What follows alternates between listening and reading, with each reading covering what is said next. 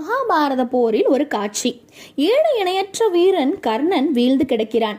அவன் தர்மத்தின் பலன்கள் அவனை காக்க மரணத்துடன் போராடி கொண்டிருக்கிறது. பகவான் கிருஷ்ணர் அவன் அருகில வந்து, கண்ணா, எல்லா கவலையும் மறந்துடு, அமைதியா மரணத்தை ஏத்துக்கோ அப்படின்னு சொல்றாரு. அதுதான் உனக்கு நல்லது அப்படின்னு. அதுக்கு கர்ணன் என்ன சொன்னாரு தெரியுமா?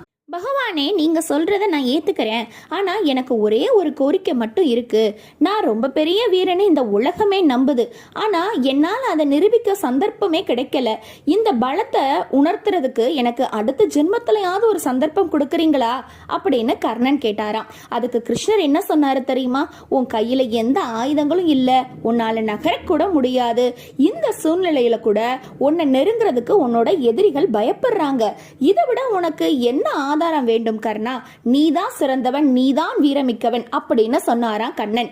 உங்களுக்கு போட்டி போட்டு முன்பை விட சிறந்தவரா இருக்கிறதா மன